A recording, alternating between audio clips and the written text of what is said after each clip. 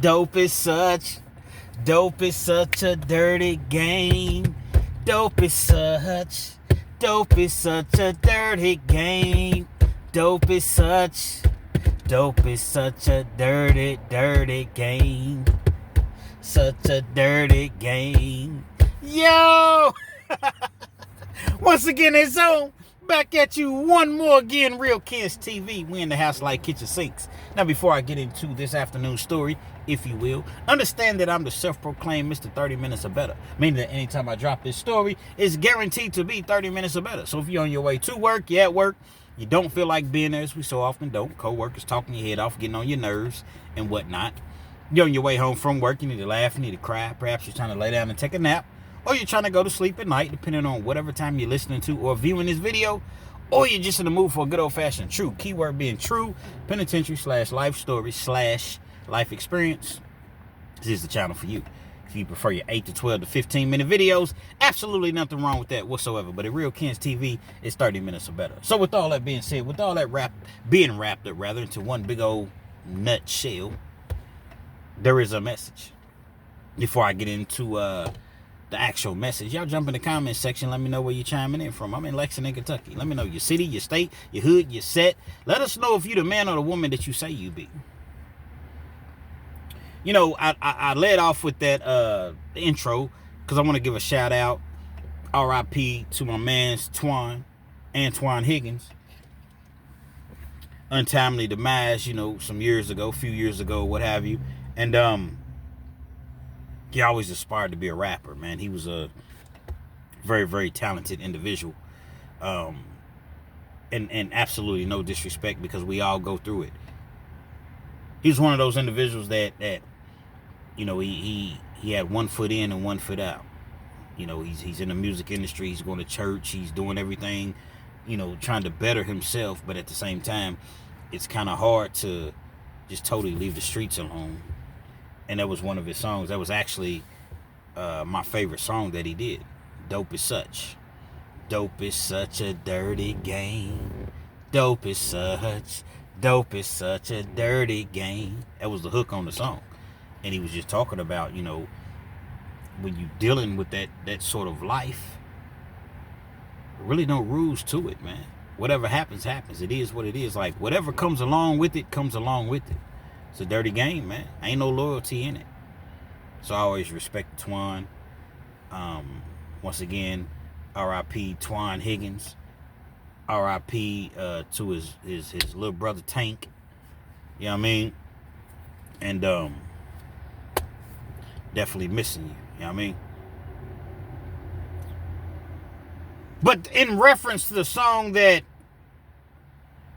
Twan made, speaking of dope is such a dirty game, I'm gonna give you all a story. Shows exactly how dirty the game is. You had an individual. You had this individual, and he was a low-level hustler. He wasn't bothering nobody. He's just trying to get him some money, man. We're gonna call him Frank. I'm not gonna use his real name. Sometimes I do use real names, but we're just gonna call him Frank. And I'll later explain to you why I'm not using a real name. Frank was in the game, getting this little money or whatever, and he ends up serving a undercover or an informant. Goes to prison. I think they end up giving him like 6 or 7 years. Nothing too major. But on the flip side, it is major, because anytime they give you in prison is major. So I don't want to devalue catching a case. See, my whole goal when I started this channel, and more so now than ever, is to steer the youth, the youngsters, or anybody that's in the street life away from prison, man. You don't want to go that route. There's too many opportunities, and there's too many other things you can do out here in the real world opposed to going to prison.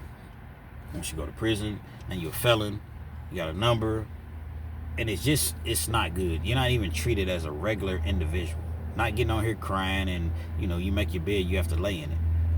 But I'm trying to get you all to understand this before you even go that route, if that makes any sense to you. Like I said, Frank ended up getting 6 or 7 years. And, he came home.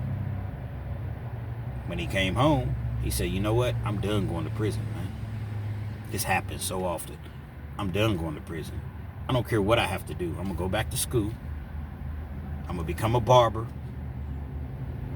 He had a couple trades that he had picked up in the time that he did, because in the 6 or 7 years that they sentenced him, I think he ended up doing like 2.5.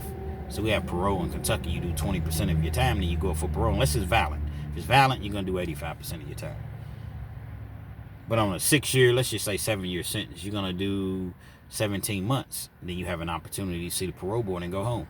I think once he did the 17 months, they gave him like another 12 months. That's called a deferment. For you all that don't know, setback, deferment, flop, whatever you want to call it, you're not going home. Come see us, and we'll think about letting you go in another 12 months. He did the additional 12 months, ended up coming home. So like I said, he did slightly over 2 years. Came home, hit the ground running, got him a job, ended up getting into barber school, and, he was really, really trying to do the right thing, was doing the right thing. He ended up getting with this young lady, and the young lady that he got with, she wasn't one of those people that,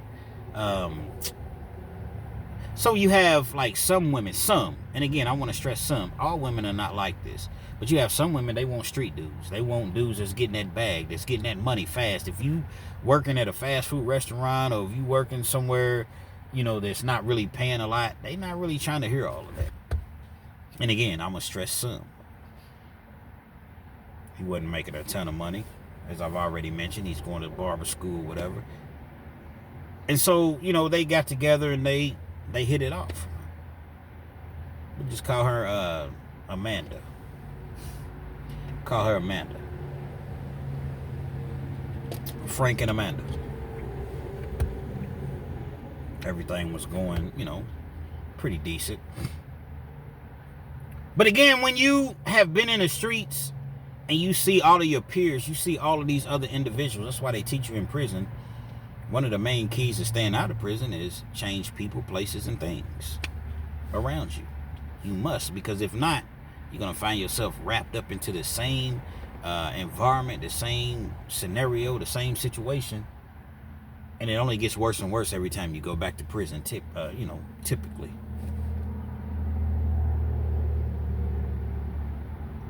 He's around some of his old people, that he went to school with or whatever, and they all getting money. Some's just selling weed, but they selling big weed. Some they actually selling work or whatever. And he finds himself trying to keep up with these individuals. You see, they can go out 3, 4, 5 times a week, 7 days a week if they need to, because they getting that money, that fast money. But see, when you just working a job and you ain't making nothing but $12 an hour, $13 an hour, guess what? That's only going to get you so far. You got kids that you responsible for. You're paying your way through school, because it's not like he got a scholarship. So he's paying his way through school. Amanda, she's helping him. And just everyday living expenses or what have you. You want to buy the Jordans, the retros, $300-$400. You want to buy the Air Maxes. Not the Air Maxes that you get at the carnival for $100. Ain't nothing wrong with those, but nah, you want the exclusives. You know what I mean? $200, $270. Because that's what the Timbs. This is what you're accustomed to wearing. Now that image you don't have anymore. Well, shoot, man, I'm gonna just jump back in this game, man.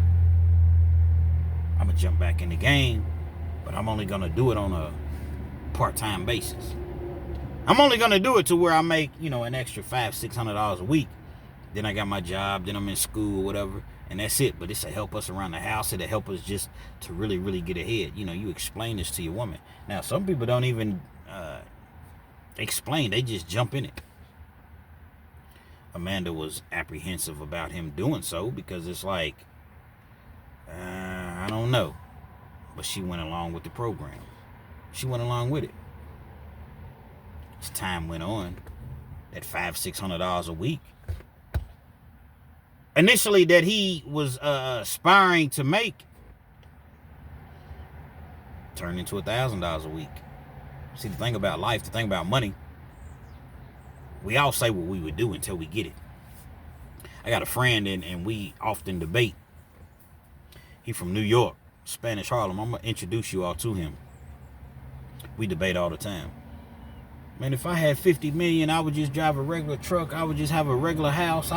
You don't know what you would do until you have 50 million and you looking at 50 million in your bank account or wherever you have it at. You don't know what you would do. We all can say what we would do. I wasn't raised that way. Nobody's, okay, so what? You wasn't raised that way. That don't mean you don't like nice things. I'm not saying you would go out here and get a $500,000 Maybach, but you can't say that you wouldn't get you a $150,000, you know what I'm saying, Super Sport or whatever, Range Rover or something like that. You can't say what you'll do until you get that money. You talking about you live in a 3-bedroom, $180,000 house. Okay, and you might. That's the best thing to do. But until you're looking at your bank account and it says 50 million, you don't know what you'll do. And so that's the things that him and I often go through, and that correlates with what I'm talking about, is because the more money Frank got, the more money Frank wanted. Now you got better shoes, you got better clothes, you got better, but you want more because you're seeing everybody else and you're trying to keep up with the Joneses. $1,000 a week turns into a couple thousand a week. Now you're making $5,000 a week. But guess what? The risk is higher and higher because you're dealing with more people. You're dealing with a higher volume of work. Urban Dictionary, drugs, product. For you all that didn't know that. So now you're making all this money. Now your whole sentiment, your attitude has changed. Your demeanor has changed. The confidence. You fly. Your girl is fly. Everything's cool. You got big cars, big rims, big paint jobs, big, jewelry. You shining. You got your chain, you shining. One thing I'll say about Frank, man, he would stack his money, man. Frank would stack that dough. Like, yeah, he had nice things, but he took care of his family. He made sure that everything was good. So, and he even graduated barber school. But by the time he graduated barber school, he was so far up. He was so far up in the game as far as money. Man, he wasn't trying to go sit in no barbershop, which he should have, in my opinion. But he didn't. He had too much bread to do so. He started his own business, ended up getting like a car wash. And, he was definitely doing his thing. Women are quick to say, and again, some women are quick to say they need a street dude. They need a dude that's, living in that sort of lifestyle. But there's a price to pay. There's a price to pay for success, man. Being that he was in that lifestyle, guess what? He got different women that he's dealing with. There's some nights that he may not make it home. It's going to be some times to where, they ended up getting married. So there's going to be some times to where, Amanda, wifey's calling. He's not answering the phone. It's part of the lifestyle, man. It's just part of the game, man. You want all the benefits as far as being in the game. But these are the downfalls. These are the things that you have to deal with. The things that just come along with it.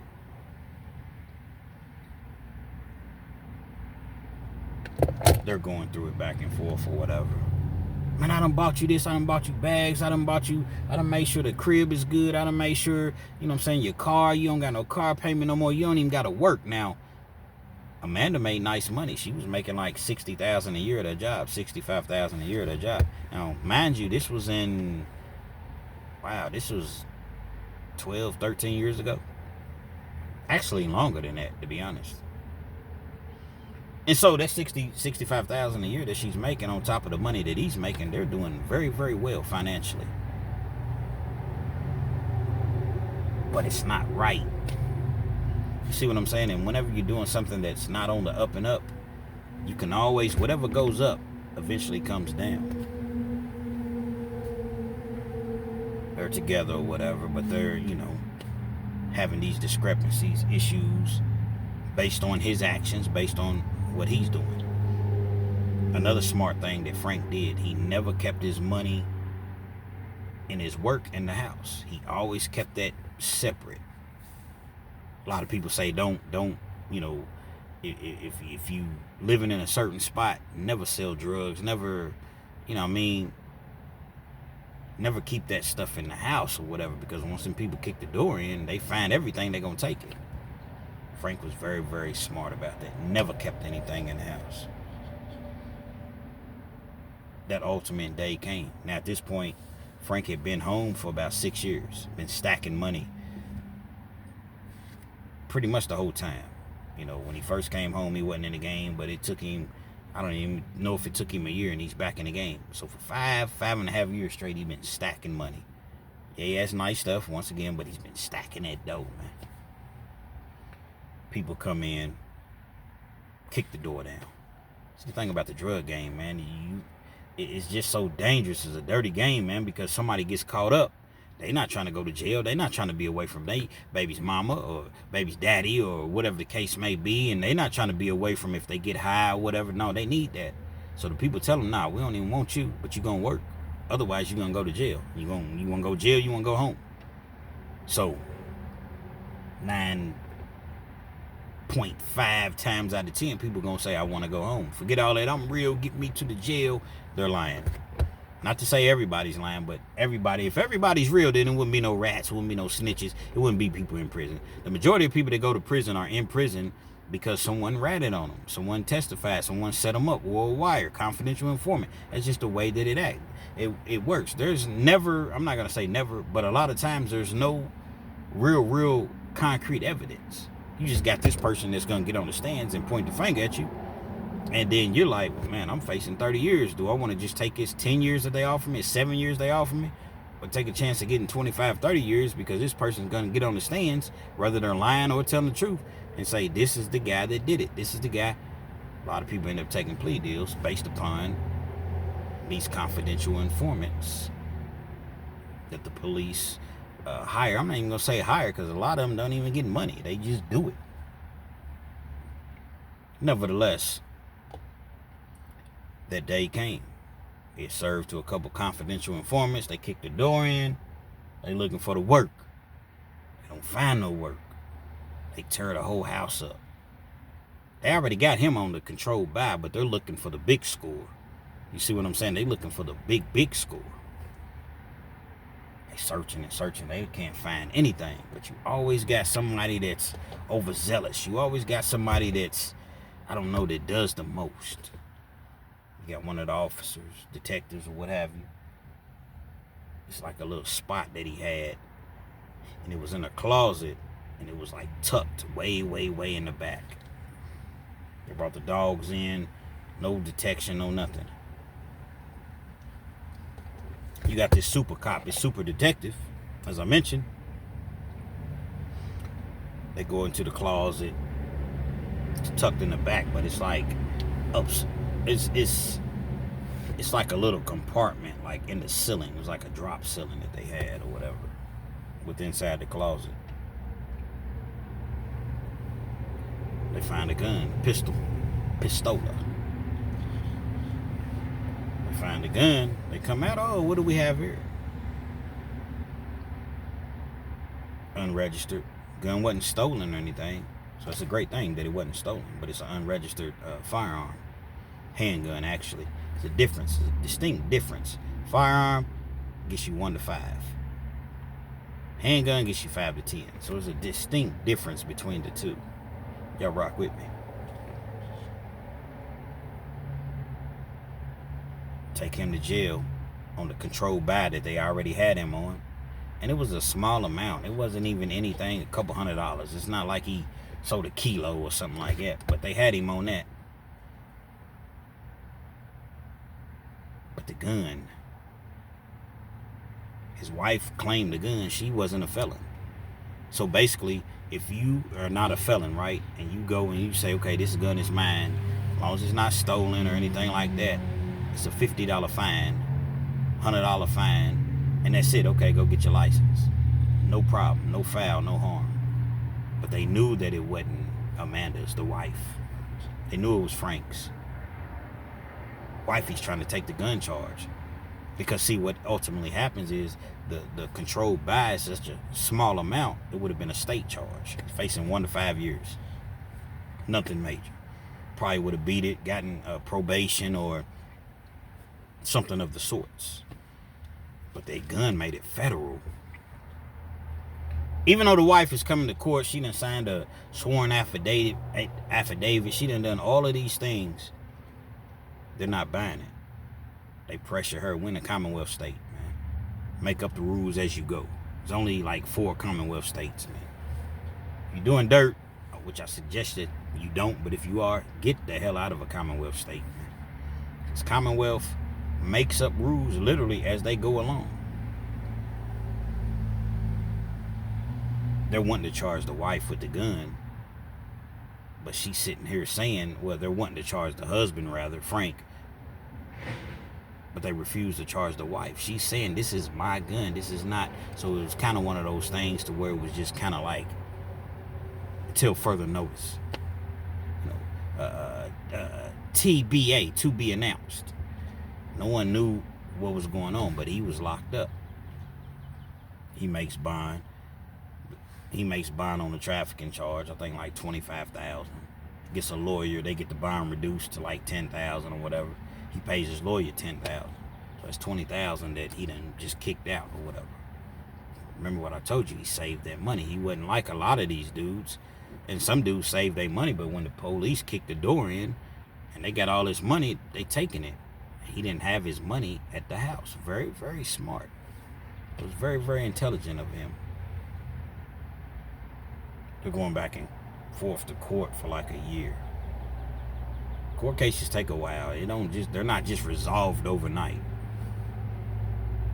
The whole time, like I said, she's signed a sworn affidavit, the gun was mine or whatever. Somehow, some way, man, they came at her and said, listen, remember, we're in a Commonwealth state. If you take this gun charge, we're going to get you with this charge, that charge. I can't remember what the exact charges were. And you're going to be facing 20 years. 20 years, man. Frank was a stand-up dude. I can't allow my wife to be facing no 20 years. After all, the gun was mine. He know in his heart and in his mind the gun was mine. She trying to help me out. That's how they play, man. Remember, dope is such a dirty game, man. Nah, I can't let wifey go down like that, man. The gun was mine, man. It wasn't hers. They leave wifey alone. They charge Frank with the gun. Goes to court one day. He's thinking just a regular court date. They dismissed the state charges. State charges dismissed. He knows something's up. Something ain't right. Once the charges are dismissed, you go back to the jail, get all your property, get your stuff. You know what I'm saying? I'm gone, y'all. You know what I'm saying? They dismissed my charges, man. I'm gone. State tricked him. Made him believe that it was an illegal search and seizure. So the charges were dismissed. Sorry if it gets a little loud. I'm by the highway. But it gets a little, gets a little hot in the car and I don't want to keep the air on. So I roll the windows down. He's thinking that he's gone home, man. When you're being released from jail, it's a process. It's not like they say, okay, you can go. Yeah, they say that, but then you got to go and get dressed out because you got a jail uniform on or whatever. You got to get your property back. You got to sign paperwork. You got to wait for paperwork to go through and all of these things. So it may take an hour and a half, 2 hours. Causes people, come get me, baby. They dropped the charges, man. They shouldn't even have came in the house the way that they did. Illegal search and seizure. Come on and get me. She's happy. Kids excited. Daddy's coming home. Calls his mama, calls a couple of his partners. Everybody's excited. They waiting for, when he walks out the front door, they waiting on him. When I say they, meaning his family or whatever. But guess who else was waiting on him? Them peoples. Them feds. His people didn't even see the feds. They was like tucked away in just regular cars. They jump out. Yeah, you Frank, whatever his name, last name or whatever. U.S. Marshals, put your hands behind your back. Take him back to jail, federal custody. The same jail that he just got out of, the feds picked the case up because he said the gun was, his. He's thinking that he beat it. Nah, them feds had a trick for him. Now he's in jail. No bond. Feds don't give you a bond. Every once in a while, you'll see people get out on ankle monitor, ankle bracelet, or whatever. Lil Boosie, he's out on ankle, because it's just like a little gun charge. He's a celebrity. But most people don't get a bond. You see P. Diddy got more money than damn near anybody that we know. Well, definitely anybody we know, but I mean, just in the industry. A-list celebrity. Offered $100 million. They won't let him out on bond. The feds don't really give bonds like the state.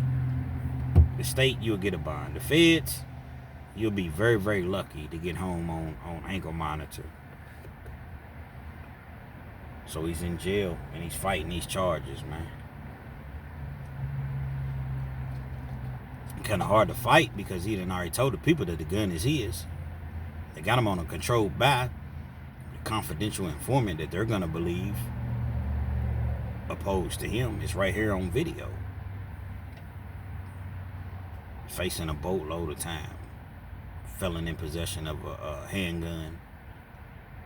Trafficking. He's already been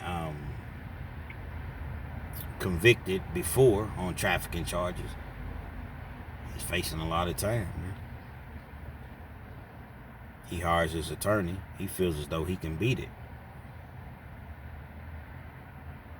They have a trial date set up.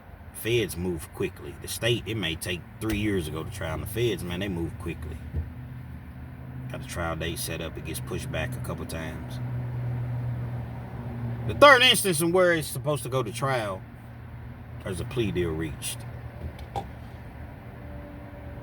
He ends up pleading guilty to the gun charge and the trafficking charge. But the thing about the feds, once again, they go by sentencing guidelines. So in the state, they can kind of give you whatever they want to give you. But in the feds, you did this, so you're facing this. You also did that, you had a gun, so you're facing this. So he's facing, on a low end of, let's just say, 10 years. Judge can give him, 10 years in the feds, which is 120 months. They sentence you by months in the feds, but it's all the same. Months equal years. But on the high end, they can give you 360 months, which is 30 years. You taking a plea and you don't even know what you're pleading to. I had an attorney tell me one time, now, this was in a state case. Never take a plea deal unless you know exactly what you're pleading to. Now, to make that make sense to you all, say I got 5 counts. 5 counts of credit card fraud. Well, I'm facing 1 to 5 on each count. Meaning that a judge can give me technically 5 years on each count for a maximum amount of 25 years. Where it caps off at 20 years on a charge like that that's non-violent. It caps off at 20 years. So I don't care if I had 40 counts. Yeah, I'm facing technically 5 years on each count, but you can't say, okay, I'm going to find you guilty of all 40 counts and give you 5 years on each count and run them all consecutive for 200 years. No, it tops off at 20 years, despite how many counts you got. But you still don't know what you're getting. Okay, you plead guilty. Plead guilty to 4 counts, 5 counts. The judge can give you 5 years, 6 years, 10 years, but he can give you all the way up to 20. So you don't know what you're pleading to. So that's the thing about the feds. You don't know. But it was about his wife, man. He wasn't trying to allow his wife to get any time, so he took that risk. Once he took that risk, he goes to court. He's hoping that he just gets to 10 years. At this point, he already been locked up over a year. Okay, I got 10 years in the feds, 85%. I do 8.5, but you can do a drug class that knocks a year off at 7.5. And you get to the halfway house 6 months before you go home. So 7 years, I done already been locked up for over a year, so I do, another 5 years and some change or whatever, and I'd be home. That was the best, that was the best case scenario. That's what he was hoping for.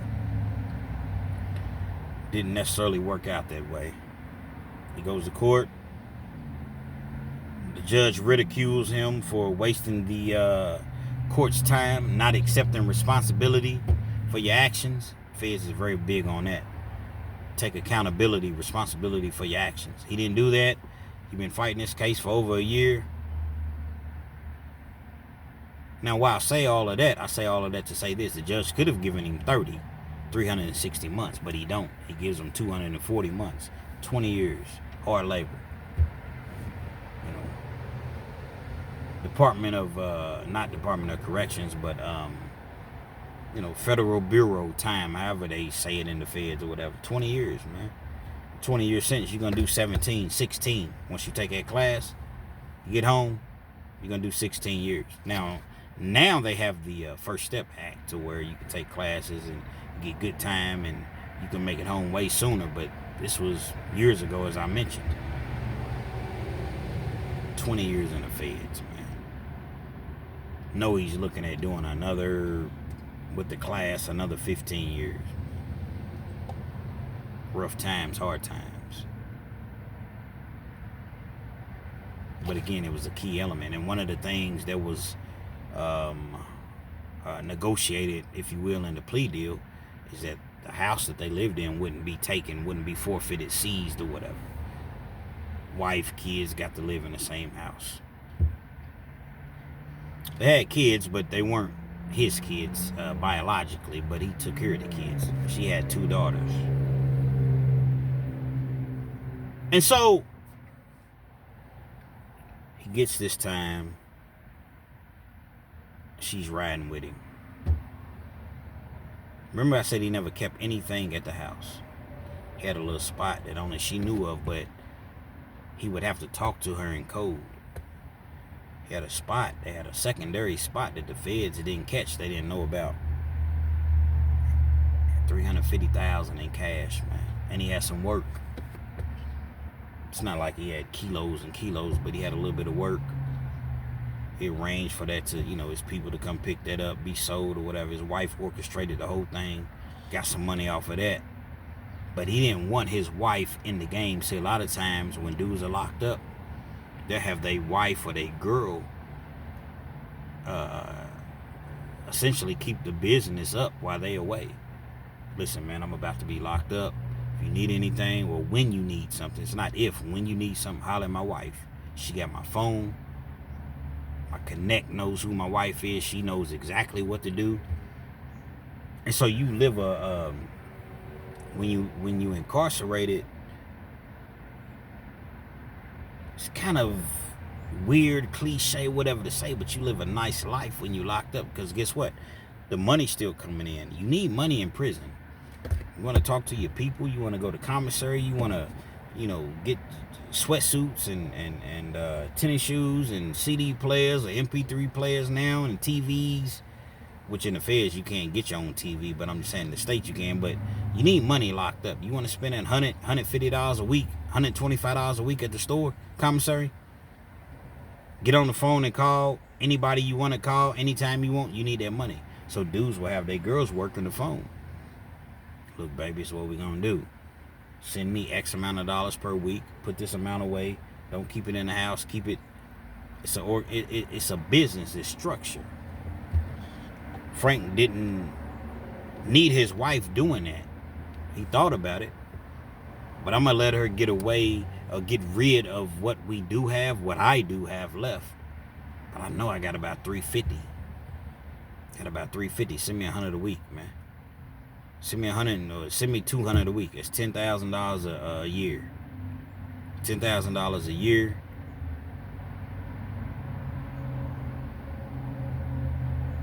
Phone calls, but in the feds you can't just jump on the phone like you can jump on the phone in the state.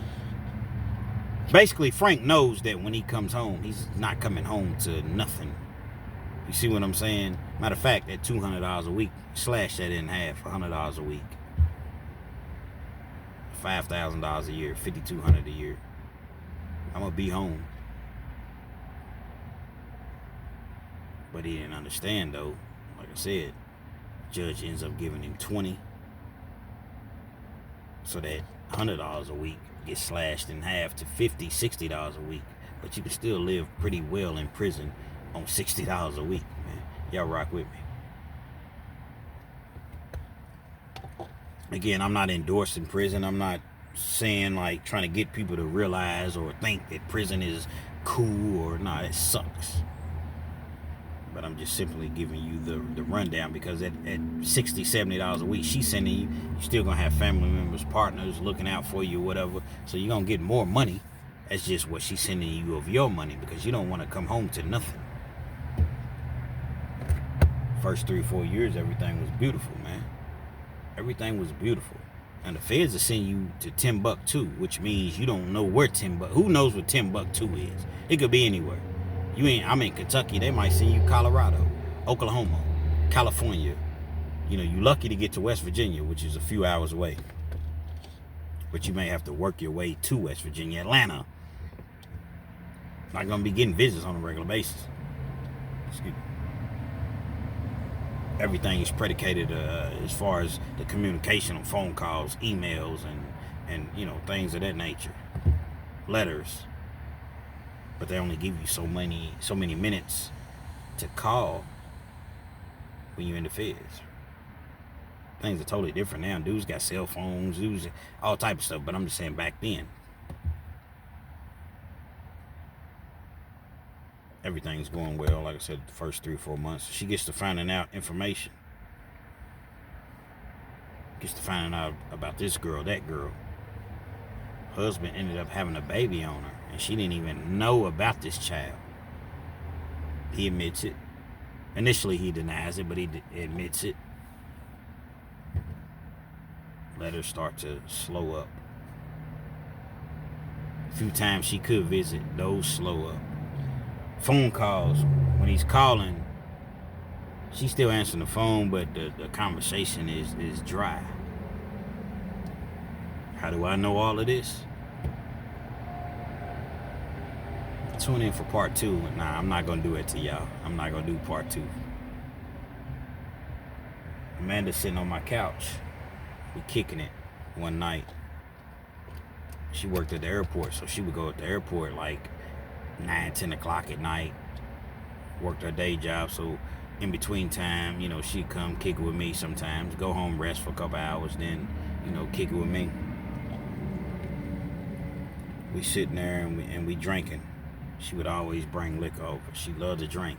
She wasn't a drunk, like she would sloppy drunk, but I kept liquor in my crib and she would bring liquor. One particular night we were sitting on the couch. It was about 7 o'clock, 7:15. She's like, my husband's calling. Go ahead and answer the phone, because I know how it is being locked up and your girl ain't answering the phone. They talk on the phone. I'm not bothering. I'm not rubbing on her, messing with her, none of those things. I'm just going to do your thing. They only talk for maybe 10 minutes. Like I said, the Fed phone calls are not very long. He wants to call right back. Go ahead. I leave her alone. I get up and go in the kitchen and go do something, whatever I'm doing. So I'm right there. At this particular time, I'm Jody, man. See, she's with me because she's on the verge of divorcing him. Like, man, this dude got another kid. I understand that he's going to have other women. I understand that he's going to do his thing in the streets, but he done had a kid and didn't say nothing. And her and I, we kick it for a while. But then I ended up getting locked up. But I had kind of pushed her to the side because she was getting too attached. I'd already told her my situation. I wasn't really trying to be involved like that, but she's leaving me these long voicemails on my cell phone, and you know what I want, you know what I need that, you know, if you know, I need that, and I'm coming to get that. And that just didn't bode over too well with me, so I ended up, you know, cutting that situation off. But ultimately I ended up going back to jail. Years passed. She done left him, but he won't sign the divorce papers. Refuses to sign the divorce papers. she ends up kicking with somebody else or whatever. You got to do 15 more years. Towards the end of his sentence, towards the very end of his sentence, I say 3 or 4 years before he got out, she ends up getting with another individual. She gets with an individual that was heavy in the dope game, man. Heavy in the dope game. Kind of surprises me because that wasn't really her forte. She wasn't really the type that wanted to get with a dude that was in the dope game. But she was non-judgmental. She gets with him. Everything's beautiful. He got houses, properties, he got money. He's, people know who he is. A few years into their relationship, he starts not feeling very well. He's weak. Never has any energy. Something's just not right with his body. Goes to the doctor. He don't even want to go to the doctor. Most men that I know don't want to go to the doctor. I got a doctor's appointment Tuesday. I bet you bottom dollar I'm going. But most men that I know don't want to go to the doctor. Goes to the doctor. They tell him that he's having kidney failure. But they tell him just because you're having kidney failure don't mean you just have to change your lifestyle. You have to change your lifestyle and to sustain or maintain where your kidney levels are at right now. Stop the drinking, the smoking, the red meat, or at least so much red meat. Moderation. Change your lifestyle. Start eating more vegetables, fruits. Drink your water. He hated water. He didn't even drink water.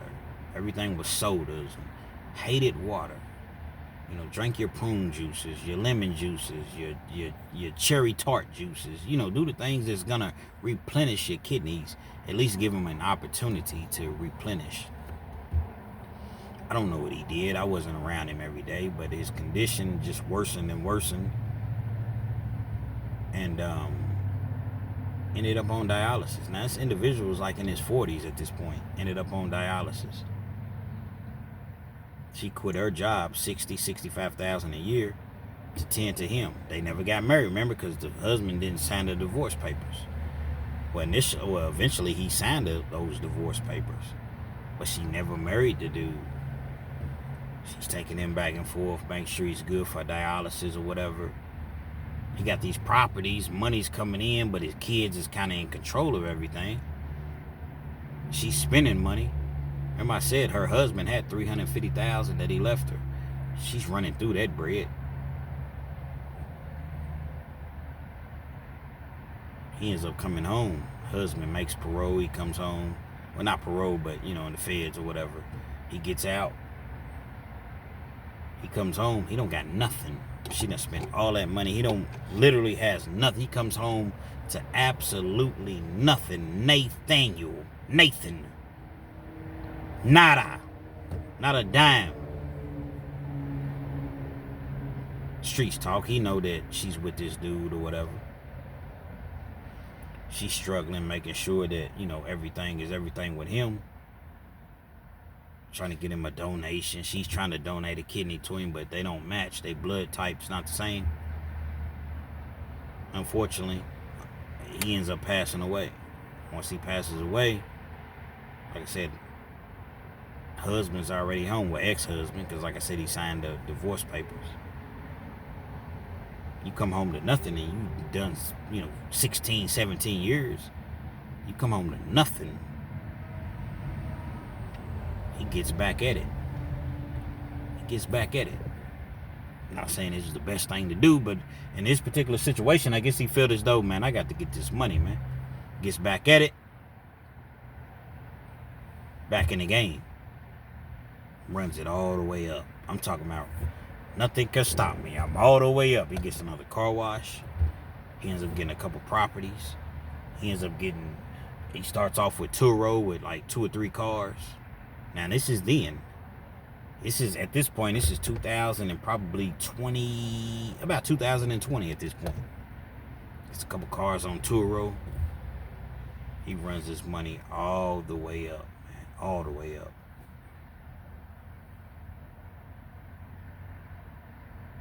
She's trying to get back with him at this point. Once she sees he's out, he's doing well, whatever. Nah, I ain't got no rap for you, man. I'm sorry for what you had to endure, what you had to go through. I'ma always love you.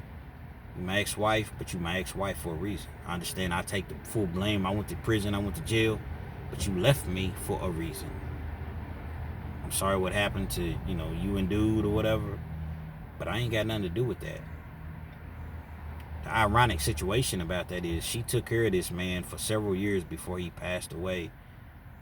And when he did pass away, he didn't have a will. They didn't have the paperwork in order, and his kids got everything.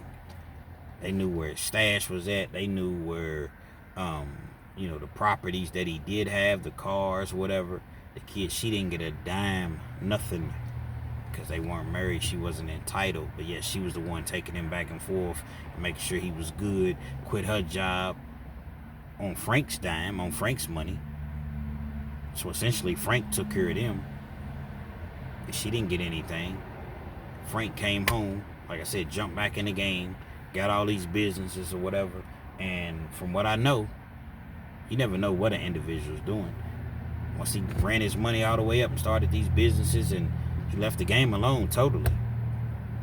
I don't know if it's one of those things to where he dibbles and dabbles. Most people I know, they dibble and dabble.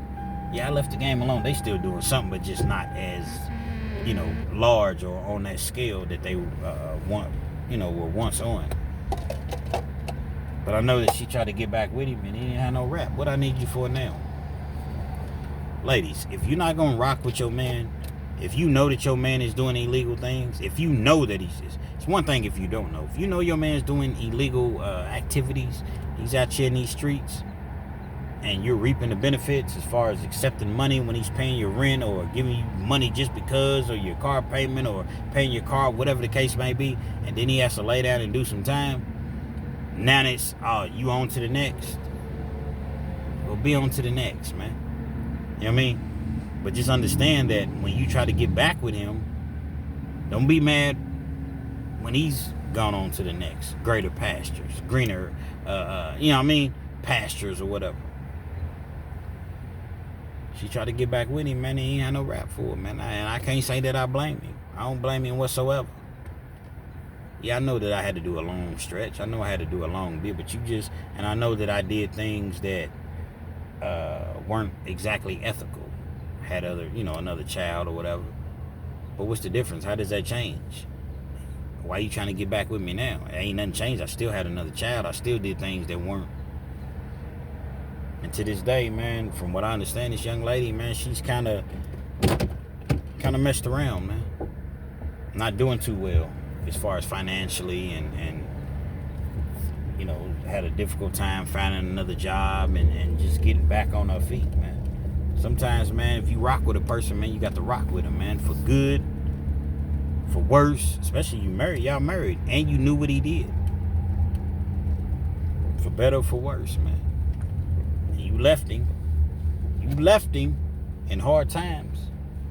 Now he's out, presumably out of the game, got several, a few businesses, and he's doing well. He's doing very well. While you're over there struggling, man. When you all could have still just, stuck it out together. Now he's wrong for having another child on her. I get it. He's wrong just as well. But you knew what you was getting yourself into when you start messing with a dude that's in the streets. And that's just part of it, man. Real Kens TV. Hopefully you liked the video. Feel free to comment. Definitely share. Subscribe to the channel if you're not already subscribed. Be sure to hit that post notification so anytime I bring you this action and this heat, guess what? You're amongst the first to receive. I'm going to need you all to start hitting that share button. I'm going to need you all to start hitting that post notification, that little bell that you see to the right of the screen. Because my views are way, way, way, way down. And I don't understand it because I'm putting in more work than I've ever put in. But my views are down. I'm not sure if I've been shadow banned. I'm not sure what the case may be. But whatever the case may be, I'm not going to sit here and cry and complain about it. Because y'all my peoples and I know y'all got me, man. You know what I mean? So y'all start, doing these things for me if you don't mind. Because We need to really, really get this channel out into the masses. And YouTube is a very, very complicated game that a lot of people don't understand unless